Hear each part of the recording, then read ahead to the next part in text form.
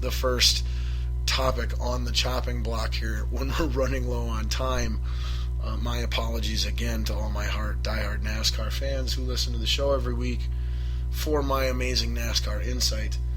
But I will try to get a little more in than what I talked about tonight. Speaking of my amazing NASCAR insight, since I recently brought up DraftKings a moment ago, and I was just talking about, the hopefully brief upcoming NASCAR, preview at some point in the show. On DraftKings, I got an email a few weeks ago, and it said I had a free entry in this NASCAR tournament, for being a regular user, and I'd never tried a NASCAR game, and here's a free entry into a $3 NASCAR tournament. It's like, okay. So I go on there, and I'm just, I'm scrolling through the names, and it's like, okay, this is who I've heard a bunch of this year. Yeah, I've seen this guy's name a bunch this year. And, just working the cap money and trying to fill my team, and I submit it, and, that's literally all I know of NASCAR, what I just shared with you. And lo and behold, I won over $5 that weekend off of those picks. So if you're not, the commercials don't lie, and I'm not getting paid by DraftKings, by the way. But the commercials don't lie. Like, you don't need any inside expertise or super balls deep understanding of anything. If you can just do simple math and fill the roster without using too much money, you've got a chance at winning. So yeah, just wanted to toot my horn there a little bit and plug DraftKings. Maybe one day they'll be a show sponsor. Looking to get some sponsors here soon, actually. Been in talks. So next week you might hear my first plug advertisement promo for a company business of some kind. That'd be pretty sweet. But just wanted to give you a heads up warning. But there won't be any actual commercial breaks ever, anything like that. Don't worry about that not changing the format or style of the show anytime soon, unless you, my Balls Deep goers, my weekly Balls Deep goers and my Balls Deep Army ask me to. Then I will. And then finally, hopefully we will, we have to at some point discuss the WNBA playoffs, because it's playoffs. Playoffs? Playoffs? You gotta talk playoffs when playoffs are going on. So we'll be talking some WNBA playoffs as well. So there's your overview for the topics on the show tonight. Again, thanks for tuning in. If you're listening on WNLMradio.com or the Spreaker app or the TuneIn app or SoundCloud or YouTube, thanks for listening to Balls Deep Sports Talk with your host, me, Scotty Ball. All right, so we start every show with our hit opening segment. Let's just say it together, everybody, on 3. 1, 2, 3.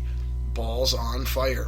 All right, so last week I was fired up over the Minnesota Vikings' horrible embarrassment, sham, scam of a loss on Monday night to the San Francisco 49ers.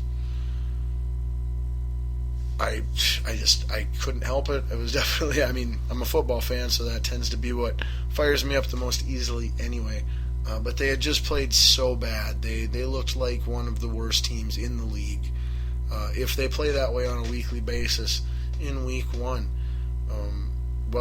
what a difference 1 week makes, or can make, and did make to this Minnesota Vikings team. Not even a full week, just 6 days, mind you, in between games. 5 days of, I'm not going to sit here and do math. Let's just go with it. From Monday to Sunday. But so as all like myself who bleed purple and gold, even though they wish they, could find a way to change that, it is not a choice. It is just the way it is. So we go in, we sit down on Sunday, and we with tentative optimism watch our Minnesota Vikings just absolutely own and destroy our division foe Detroit Lions, and look every bit across the board like the team that we all expected to see destroy the 49ers in week one, which didn't happen, obviously. as well as the team that many people, including myself, were predicting to have double-digit wins this year, predicting to go to the playoffs, whether it be as a division winner or a wild card, picking, to advance deep in to actually have a playoff run and win a playoff game or two, as I did. And I even there was lots of talk of them as a potential Super Bowl pick. I didn't quite go that far with it. But that was the expectations of the Vikings going into week one. Coming out of week one, anybody here who watched was at least somewhat questioning if that wasn't the complete opposite of how the things were going to turn out. But then, like I said, lo and behold, Sunday in beautiful Minneapolis, Minnesota at TCF Bank Stadium, the Minnesota Vikings, it was night and day, pun intended. It literally was a night and day difference between the night game on the road Monday night and the day game on Sunday against the Lions. Literally night and day, and metaphorically. Wonder if there's a connection there. We'll have to keep a lookout for that and see if the Vikings tend to struggle and not play well during night games for some crazy reason.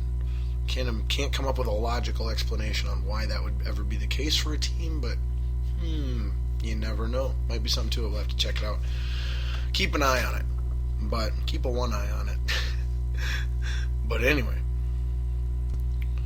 last week I was fired up negative over the Vikings, and this week, lo and behold, I am fired up positive about the Minnesota Vikings. That's right, the Minnesota Vikings for 2 straight weeks are your opening subject topic of discussion here on Balls Deep Sports Talk. However, like I said, it's different because last week it was as negative as it could get. I literally called just about everybody out, from coaching staff especially, all the way through every player that I felt just did not have an acceptable performance. They didn't need to be great, okay? Everybody's allowed mistakes. Nobody has to play a perfect, flawless, error-free game ever under any circumstances because it's not going to happen. But you have to at least perform to a certain acceptable standard. And there were very few individuals on either side of the ball or on the sidelines in that first week that I was able to say that about. Now, when I watched the game live on Sunday, it felt, we were in control the whole entire time. It never once felt like it was getting away. The fumbles started to make us, in classic Minnesota fashion, we find a way to still at least make it theoretically possible, for a comeback. But never at any point in the game did it even feel like, no, that's not going to happen. Like, we're just way out playing these people. That's how it felt the whole entire game. Just from the first minute to the last minute, we were better than them in almost every facet of the game. And we really did a great job of minimizing and limiting the exposure of our weaknesses. And we did a much better job of incorporating our strengths into the schemes. And it was just, like I said, it was night and day. And that's going to be weird. We're going to keep one eye out for that if there's any correlation going on here moving forward for the Minnesota Vikings. So, I watched the tape last night again. I went through and rewatched the whole game, play by play, every position player, every play. Got the absolute best feel I could for how every player did on every play.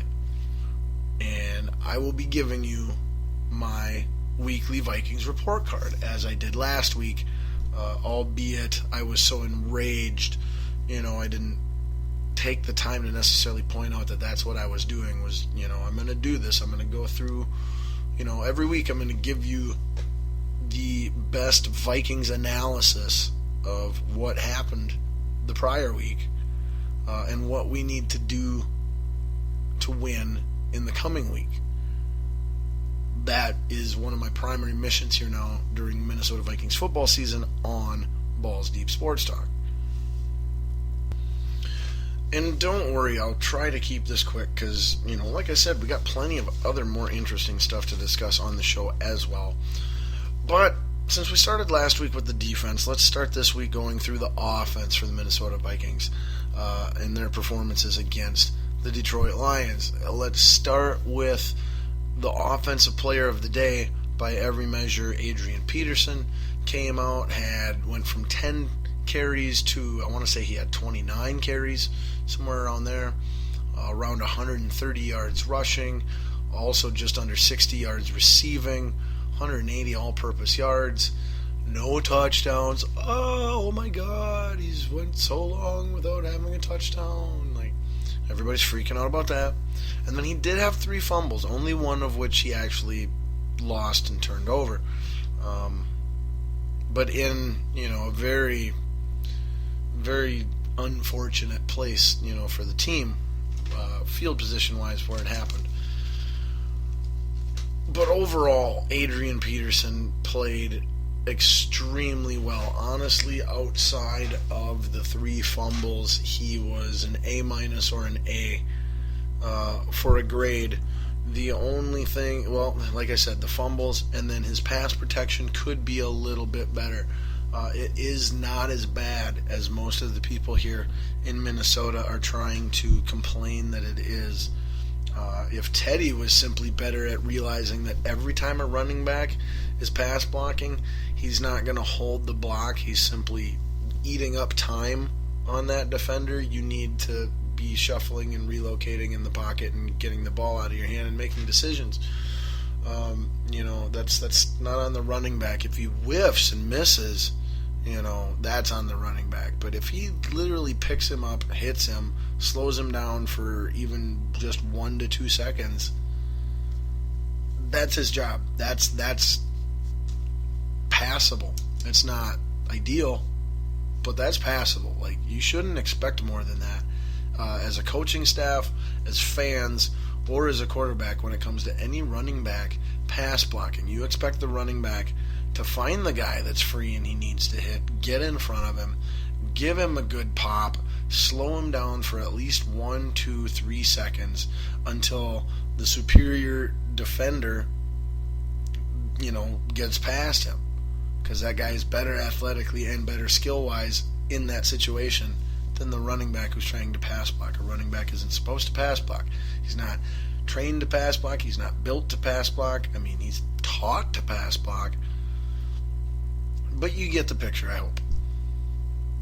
So those were the only 2 flaws in AP's game. I give him a solid A-. Here in Minnesota, I was shocked on Monday when I was listening on KFan to the 9 to noon show, as I try to do every morning from 9 until about 10:30, 10:45 when I have other things going on. But I was listening on Monday, and I was expecting Paul Allen, the voice of the Vikings, the Silver God, as I call him, the purveyor of purple positivity, as he calls himself. Coming off this great game, I expected everything to be rainbows and sunshine. And not only is he not impressed or seem happy with Adrian Peterson's 29 touches and 180 all-purpose yards and a easy victory where we controlled the time of possession, great averages and everything. And it wasn't even the fumbles that he was upset about. He didn't mind the fumbles. Paul Allen was abducted by aliens, I believe, on Monday and returned on Tuesday. Because on Monday, he went on and on about how he thinks something is physically wrong with Adrian Peterson after watching that game against the Lions, saying that his cuts aren't as violent as they used to be, and he's not as explosive as he used to be, and he doesn't have the breakaway outrun people's speed